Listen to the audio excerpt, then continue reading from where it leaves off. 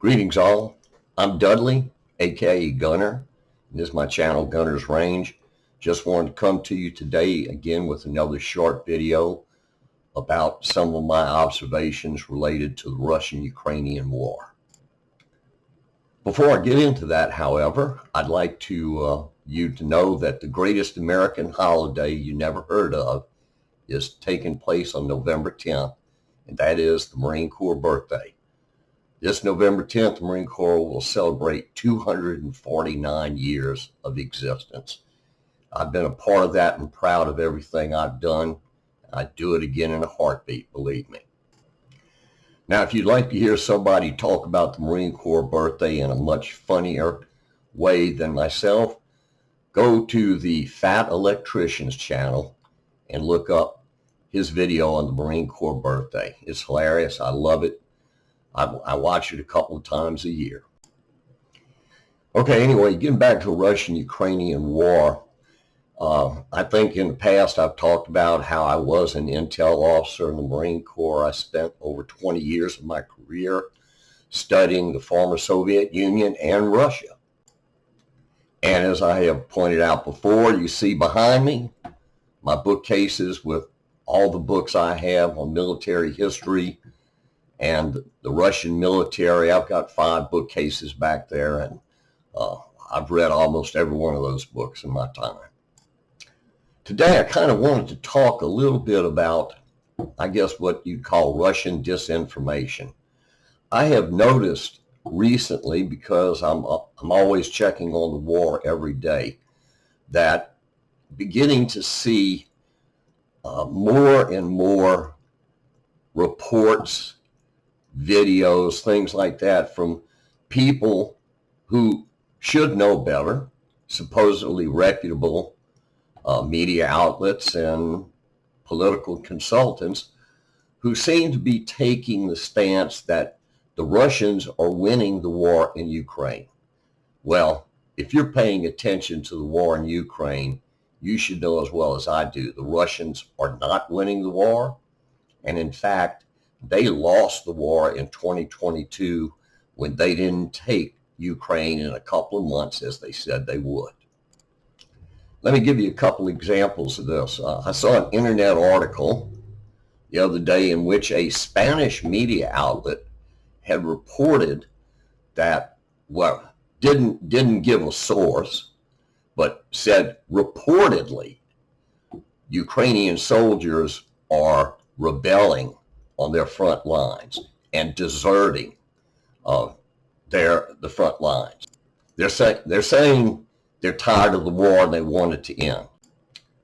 Well, from everything I've seen from other media outlets, this could not be further from the truth. Clearly, whoever this Spanish media outlet was, they're either Russian sympathizers or they've been influenced by Russian disinformation. And there's no question that the Russians have spent a lot of time and effort into pouring disinformation onto the internet, into media outlets and things to make it look like they're winning the war, when in fact they aren't. One particular article I read a couple of days ago was in the National Interest. And it was by, I can't remember the gentleman's name now, but he was supposedly a former DOD assistant secretary, blah, blah, blah, geopolitical strategist, and writing an article saying that the Russians are going to make it harder to negotiate now. They're going to demand more because they're winning the war. I mean, he just came right and said the Russians are winning this war. Well, I don't know how you can say that. I mean, this war is going to be 3 years in February. We're almost into November. And the Russians are no closer to winning today than they were 2.5 years ago. And actually, when you look at it, the Ukrainian offensive into the Kursk Oblast in August, the Russians still haven't been able to kick the Ukrainians out of there. The one thing the Russian bear is really good about is making threats. And unfortunately, the West, especially the United States, has been cowed by these threats. I don't know how many red lines have already been crossed and nothing's ever happened. So why, pray tell, do we still lend credence to these threats they're making? Now, it's true, Russia could turn this into a nuclear thing, but I really don't see that, because they stand to lose more than the West does in a case like that. Yes, a lot of people would die. Yes, there'd be terrible destruction. No question, chaos, no question about that. But Russia as a country would essentially cease to exist, because, the West has nukes just like Russia. And I know that if Vladimir Putin pushes the button, the West is going to respond. So I think the fact of the matter is, all of this has been just threats to try and keep the West cowed, so that the Russians can try to continue to drag the war out, to turn the West into war weariness and make the situation ideal for negotiation. And this gentleman, whoever wrote this opinion about the Russians winning the war, he didn't show that he had any military experience, and apparently he hasn't talked to some of the retired generals, retired officers out there who have had experience, or current officers, general officers, who look at this and say, no, the Russians are not winning at all. I mean, General Ben Hodges, General David Petraeus, they've been vocal in saying that the Russians are not winning this war, and that the Ukrainians are on the verge of actually winning. And then, of course, I'm sure you're aware of the North Koreans that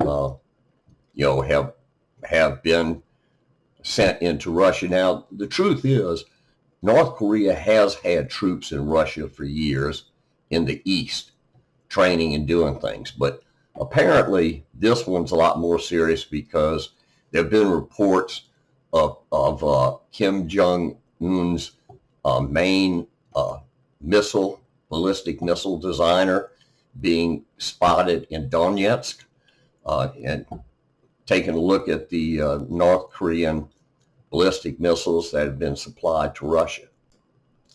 So while it's true, the Russians are correct in saying, well, if they're just here training with us, they're not doing, there's nothing wrong with this. But of course, then there's the incident where 8 apparently North Korean officers who were in the Kursk Oblast were apparently abandoned by the Russians for some reason, and ended up either trying to desert over to the Ukrainians, or just were trying to find their way back to some food and shelter. Clearly, if the North Koreans get involved in the actual fighting, this is going to be a big deal. I also saw some information about a Chinese mercenary fighting for the Russians against the Ukrainians. So apparently there are Chinese mercenaries involved, and of course they're mercenaries. So, technically speaking, they don't represent China because they're mercenaries. I think the biggest point to take from all of this is, if the Russians have asked North Korea to provide soldiers for them to fight in Ukraine, it'll tell you how desperate Russia is right now. And I think the latest estimates were, as of the beginning of this month, the Russians had suffered over 630,000 casualties. Now that's killed and wounded, but 600,000. I mean, they haven't suffered those kind of casualties since the Second World War. So for them to have lost this much, have these kind of losses in Ukraine, It just tells you exactly the Russian military is not very good. And at the beginning of this war, I did say that I didn't think there was any way that the Russians could beat Ukraine because Russia does not have a professional NCO corps or a professional junior officer corps. And when you're on the ground in the middle of it, it's the NCOs that need to be able to make the decisions and the junior officers. But the Russians don't allow that centralized planning. So that's why I never thought for 1 minute that the Russians could take all of Ukraine. And this is not to mention the fact that when Ukraine declared independence from Russia in 1991, when the Soviet Union broke up, the head of the Ukrainian military at that time, a retired Soviet military officer, made a conscious decision to begin training the Ukrainians in Western methods. So obviously he made the right decision, and because there time and time again, there have been videos out there, 4 or 5 man Ukrainian teams sneaking through the woods with a javelin, go and blow up a Russian tank or APC or an IFV. So, that's because the Ukrainians let the NCOs make those decisions. They're expected to make the decisions, just like Western armies, the way we train. Actually, I probably have taken too long with this video. Probably should have cut it off a couple of minutes back. But the point is that this stuff you're seeing out there about the Ukrainians are winning, people out there who talk about, even in America, we just need, we need to let them go. They're losing the war. They're not losing the war. And, one final thing. I know there's been a lot of talk out there about how much money, how much funding and assistance the U.S. has provided. I know that there are certain people out there, especially the MAGA group, who think that we're funding everything. Well, nothing could be further from the truth. In terms of gross domestic production, gross domestic product, the U.S. is 6th on the list. There are 5 European countries who are contributing more as a percentage of their gross domestic product than the United States is. So, yeah, the U.S. has given $66 billion, but the European countries in total have given $171 billion. So for people to say, well, we're funding the entire war, they're wrong. Nothing could be further from the truth. The Europeans finally realized they have a dog in this hunt, and they've got to make sure that the Ukrainians do well. All right, well, that's enough. I'm sure I've bored you enough. I hope you got something out of this. For you Marines out there, any of you see it, Semper Fi, and happy 249th birthday. And believe me, on the 10th of November, I will be out getting drunk. So have a great one. Take care.